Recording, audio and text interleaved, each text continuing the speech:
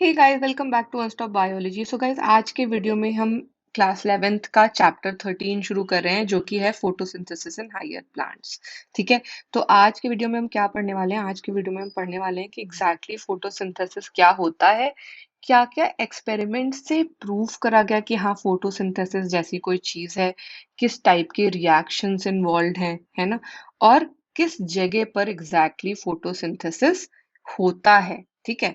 तो सबसे पहले तो देखते हैं कि फोटोसिंथेसिस की डेफिनेशन क्या है। ठीक है।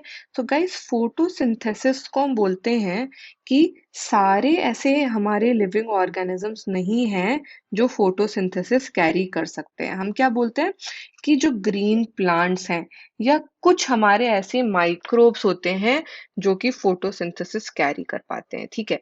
और बाकी सारे जो एनिमल्स होते हैं, इंक्लूडिंग हमें हमें भी इंक्लूड करके, ह्यूमन बींग्स को इंक्लूड करके, हम क्या करते हैं, हम प्लांट पे डिपेंडेंट होते हैं अपने फूड के लिए, न्यूट्रिशन के लिए, है ना। तो ग्रीन प्लांट्स क्या करते हैं, वो सारा फूड सिंथेसाइज करते हैं और बाकी सारे ऑर्गेनिजम्स उन्हीं के ऊपर डिपेंडेंट होते हैं। ठीक है। अब क्या, जो ग्रीन प्लांट्स सिंथेसाइज करते हैं फूड, या जो भी ऐसे ऑर्गेनिजम्स जो फूड सिंथेसाइज करते हैं फोटोसिंथेसिस से, उनको क्या बोलते हैं? उनको बोलते हैं ऑटोट्रॉफ्स, है ना। उनको बोलते हैं ऑटोट्रॉफ्स। ठीक है। अब ग्रीन प्लांट्स जो कैरी आउट कर रहे हैं फोटोसिंथेसिस, ये है क्या एग्जैक्टली तो इसको बोलते हैं कि ये एक फिजिकल और केमिकल दोनों का मिलाकर, है ना, रिएक्शन है, जिसमें कि हम लाइट एनर्जी यूज कर रहे हैं और उससे क्या कर रहे हैं, ऑर्गेनिक कंपाउंड सिंथेसाइज कर रहे हैं। ठीक है। अब इससे एक और टर्म आया कि लाइट एनर्जी। लाइट एनर्जी वो कहाँ से आ रही है? वो आ रही है सनलाइट से। और इसीलिए हम बोलते हैं कि सनलाइट बहुत ही इम्पोर्टेंट है, और जितने भी लिविंग ऑर्गेनिजम्स हैं वो सारे ही सनलाइट पे डिपेंडेंट हैं, है ना, उनके सर्वाइवल के लिए, है ना। तो अगर सनलाइट ना हो तो सर्वाइवल मुश्किल हो जाएगा। ठीक है। अब फोटोसिंथेसिस दो रीजंस की वजह से, गाइस याद रखिएगा, फोटोसिंथेसिस दो इंपॉर्टेंट रीजंस की वजह से बोलते हैं कि बहुत ही जरूरी पार्ट है ना। क्या है वो रीजंस? पहला तो ये कि प्राइमरी सोर्स ऑफ फूड है। ठीक है। प्राइमरी सोर्स ऑफ फूड है अर्थ पे। ठीक है, फोटोसिंथेसिस की वजह से। और दूसरा क्या है? दूसरा भी बहुत इंपॉर्टेंट, दूसरा ये है कि ये बहुत ही इंपॉर्टेंट है और यही प्रोसेस रिस्पॉन्सिबल है ऑक्सीजन रिलीज के लिए। तो एटमॉस्फेयर में जो ऑक्सीजन रिलीज होती है ना, और ये ऑक्सीजन सारे लिविंग, सारे एनिमल्स के लिए, है ना, क्या है, इम्पॉर्टेंट है। इसके बिना, अगेन, ऑक्सीजन के बिना एनिमल्स सरवाइव नहीं कर सकते हैं, है ना। हमें ब्रीदिंग के लिए ऑक्सीजन चाहिए ही चाहिए। तो हमारे सर्वाइवल के लिए ऑक्सीजन बहुत इंपॉर्टेंट है, और ये ऑक्सीजन प्रोड्यूस कौन कर रहा है? ये ऑक्सीजन प्रोड्यूस कर रहे हैं ग्रीन प्लांट्स ही। फोटोसिंथेसिस का एक बाई प्रोडक्ट ऑक्सीजन होता है। ठीक है। अब गाइस, इसको प्रूव करने के लिए बहुत सारे लोगों ने अलग अलग तरीके के एक्सपेरिमेंट्स करे। पहला एक्सपेरिमेंट करा था जोसेफ प्रीस्टली ने, है ना, जिन्होंने 1770 में, ठीक है, एक सीरीज ऑफ एक्सपेरिमेंट करा। उसमें उन्होंने क्या करा, सबसे पहले एक कैंडल को जलाकर एक बंद स्पेस में रख दिया, है ना, एक बेल जार जैसा था, उसके अंदर रख दिया। और उन्होंने देखा कि थोड़ी देर बाद वो कैंडल खुद से बुझ गई। ठीक है। अब उन्होंने क्या करा, उसी कैंडल के साथ एक माउस भी डाल दिया, जिंदा माउस उसी क्लोज स्पेस में रख दिया। फिर उन्होंने देखा कि कैंडल भी बुझ गई और वो माउस भी मर गया। ठीक है।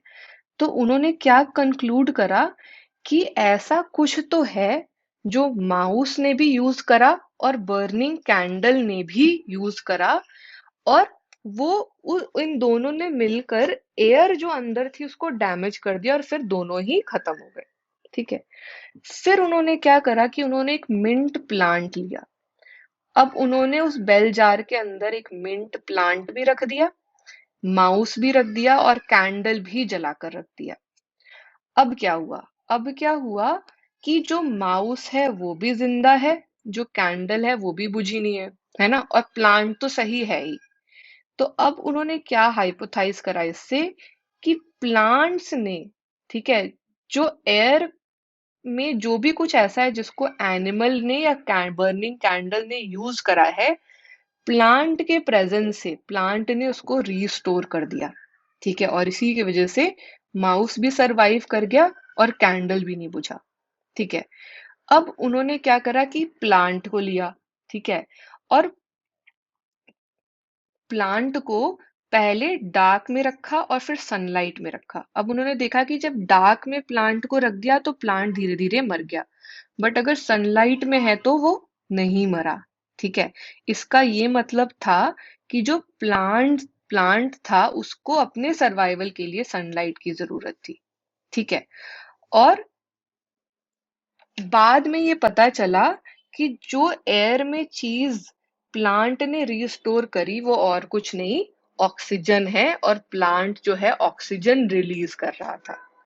ठीक है, इसके बाद आए आपके 1854 के अराउंड, है ना, 1854 के अराउंड कौन आए, जूलियस जूलियस वॉन सैक्स।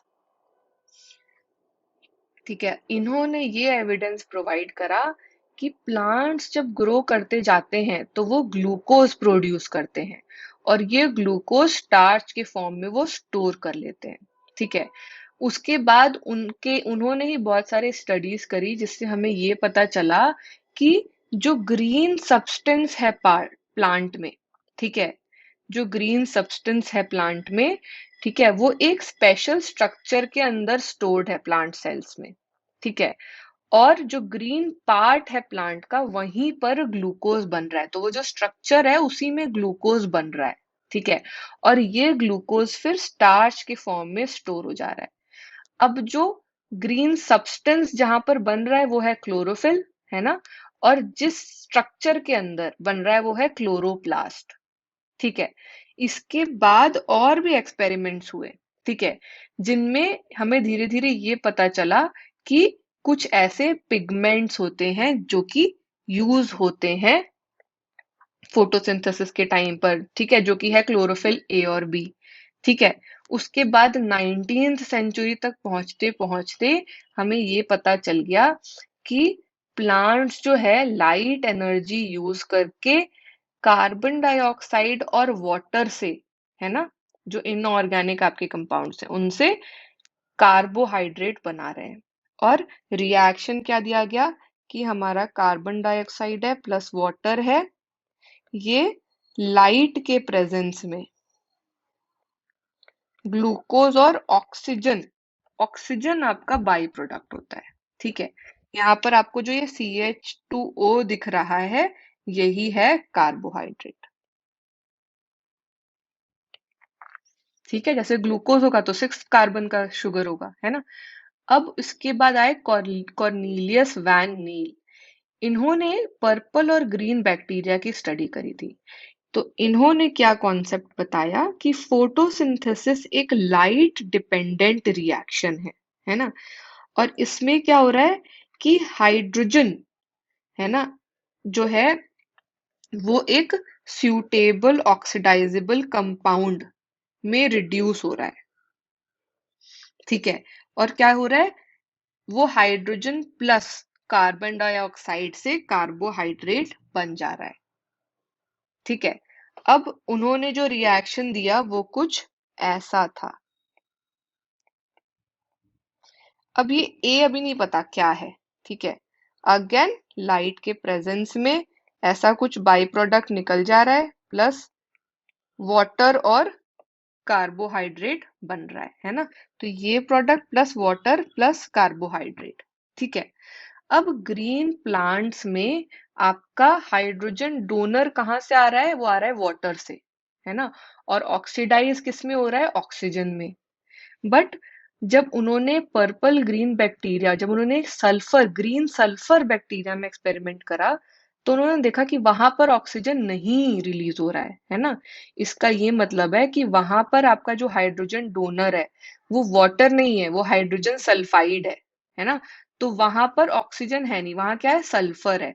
तो वहां जो बाई प्रोडक्ट बन रहा था वो सल्फर या सल्फेट बन रहा था, depending upon organisms, not oxygen. तो उन्होंने ये इन्फर करा कि ये जो ऑक्सीजन बाई प्रोडक्ट आ रहा है वो वाटर से ही आ रहा है, ना कि कार्बन डाइऑक्साइड से। ठीक है। और इसको बाद में बहुत सारी रेडियो आइसोटोपिक टेक्निक से प्रूव भी करा गया। अब हम आते हैं अपने फाइनल रिएक्शन पे जो इन्होंने दिया था। तो इन्होंने बोला कि हम 6 मॉलिक्यूल यूज करते हैं कार्बन डाइऑक्साइड का और 12 मॉलिक्यूल यूज करते हैं वाटर का। इसको लाइट के प्रेजेंस में कन्वर्ट हो जाता है ग्लूकोज, जिसका जो कि है C6H12O6, प्लस 6 मॉलिक्यूल वाटर का रिलीज हो जाता है और 6 मॉलिक्यूल ऑक्सीजन का रिलीज हो जाता है। ठीक है। यही है आपका ग्लूकोज। और यही ग्लूकोज बाद में स्टार्च में के फॉर्म में स्टोर हो जा रहा है। ठीक है। तो ये है गाइज आपका फाइनल रिएक्शन फोटोसिंथेसिस का। अब देखते हैं कि ये फोटोसिंथेसिस एग्जैक्टली हो कहाँ पर रहा है ना। तो हमने भी ऊपर क्या बोला कि लोगों ने ऐसा प्रूव करा कि कोई ऐसी जगह है जहां पर कि फोटोसिंथेसिस होता है ग्रीन पार्ट में। वो जगह क्या है, वो जगह है क्लोरोप्लास्ट, है ना। क्लोरोप्लास्ट के अंदर ही पिगमेंट्स होते हैं, क्लोरोफिल पिगमेंट्स होते हैं, है ना। और वहीं पर फोटोसिंथेसिस हो रहा है और क्लोरोप्लास्ट के अंदर ही ग्लूकोज स्टार्च में कन्वर्ट होके स्टोर हो जा रहा है। तो क्लोरोप्लास्ट का अगर कहीं आप स्ट्रक्चर देखेंगे तो आपको 3 अलग अलग चीजें दिखेंगी। एक तो है ग्राना, है ना, जो कि मेम्ब्रेनस स्ट्रक्चर बोली जाती है। ठीक है, मैं पूरी मेम्ब्रेन की बनी हुई सिस्टम है। दूसरा है स्ट्रोमा लैमेले। ठीक है। और तीसरा है उसके अंदर, वो क्लोरोप्लास्ट के अंदर पूरा एक मैट्रिक्स भरा रहता है जिसको बोलते हैं मैट्रिक्स स्ट्रोमा। ठीक है। तो ये 3 स्ट्रक्चर है। अब इन तीनों का अपना अपना फंक्शन है। आपका जो मैट्रिक्स है वो तो फ्लूइडिटी दे रहा है ना, वो नरिशमेंट दे रहा है, वो न्यूट्रिएंट वहीं पर पड़े हैं, उसके अंदर ही आपका स्टार्च ग्रैन्यूल स्टोर हो रहा है। ठीक है। अब ग्राना क्या कर रहा है, ठीक है। तो जो मेम्ब्रेनस सिस्टम है ना, ये ग्राना जो है ये क्या कर रहा है, ये एक तो ट्रैप कर रहा है सनलाइट, है ना। तो ये लाइट एनर्जी ट्रैप कर रहा है। ठीक। और क्या कर रहा है ये सिंथेसाइज कर रहा है। क्या सिंथेसाइज कर रहा है, एटीपी और NADPH। दोनों एनर्जी है गाइस, है ना। ये दोनों चीजें सिंथेसाइज कर रहा है। अब आते हैं स्ट्रोमा के ऊपर। अब आते हैं स्ट्रोमा के ऊपर। स्ट्रोमा क्या कर रहा है, जो आपका रिएक्शन हो रहा है ना, जिससे कि शुगर सिंथेसाइज हो रही है, वो स्ट्रोमा के अंदर हो रही है। ठीक है। तो यहीं पर वो एंजाइमेटिक रिएक्शंस हो रहे हैं,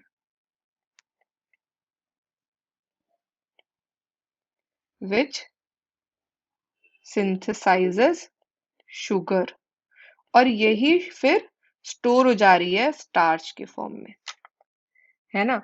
तो अब गाइस जो आपका ये वाला रिएक्शन है ना, जो पहला वाला रिएक्शन है, वो लाइट के प्रेजेंस में हो रहा है, वो डायरेक्टली लाइट से ही ड्रिवन है।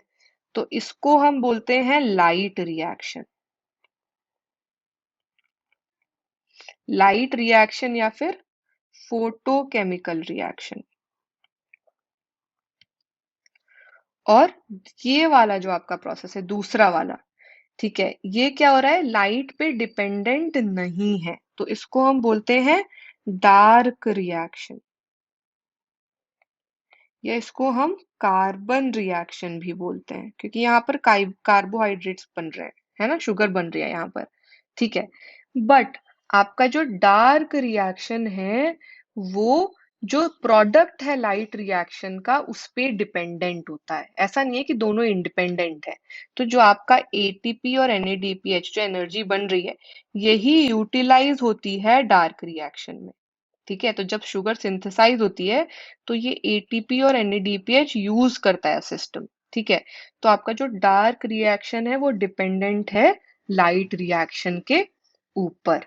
ठीक है, इसका मतलब कि ये आपस में इंटर रिलेटेड है। ठीक, अब एक बार गाइस हम डायग्राम देख लेते हैं क्लोरोप्लास्ट का, एग्जैक्टली क्लोरोप्लास्ट दिखता कैसा है। तो ये है हमारा क्लोरोप्लास्ट का डायग्राम। यहाँ पर हमें बहुत सारी चीजें दिख रही है ना। तो सबसे पहले तो मेम्ब्रेन बाउंड है, तो आउटर मेम्ब्रेन होगा और इनर मेम्ब्रेन है ना। उसके बाद ये जो आपको स्ट्रक्चर दिख रहा है यही है स्ट्रोमा लैमेले।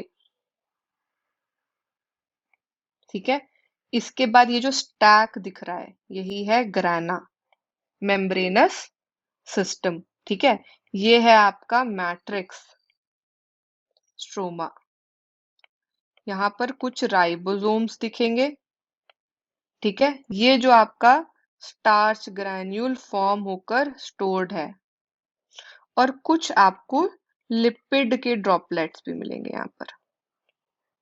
ठीक है, सो गाइस ये हो गया हमारा पूरा क्रोम क्लोरोप्लास्ट का स्ट्रक्चर। ठीक है, अब आपको ये स्ट्रक्चर को प्रैक्टिस करके याद कर लेना है, क्योंकि बोर्ड में ये पूछा जा सकता है ना, आगे कभी भी एग्जाम से पूछा जा सकता है। ठीक है, तो गाइज आई होप आपको ये बेसिक कॉन्सेप्ट जहां पर हमने ये पढ़ा कि क्या होता है एग्जैक्टली फोटोसिंथेसिस, रिएक्शन क्या है और कहाँ पर होता है, वो समझ लिया। ठीक है, आई होप आपको अच्छे से समझ में आ गया होगा। अगर अच्छे से समझ में आया तो लाइक कर दीजिए वीडियो को और सारे फ्रेंड से शेयर कर दीजिए। और गाइस अगर कोई भी डाउट है तो मुझे ज़रूर बताइए, अपना फीडबैक ज़रूर दीजिए, है ना। मैं वेट करूंगी आपके फीडबैक का।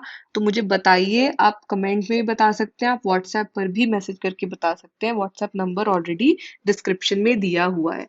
और गाइस अगर आप चैनल पर नए हैं तो चैनल को सब्सक्राइब करके बेल आइकन ज़रूर प्रेस कर दीजिए, सो दैट आपको जितने भी मैं वीडियोस अपलोड करूंगी आगे वो टाइम टाइम पर मिलते रहें।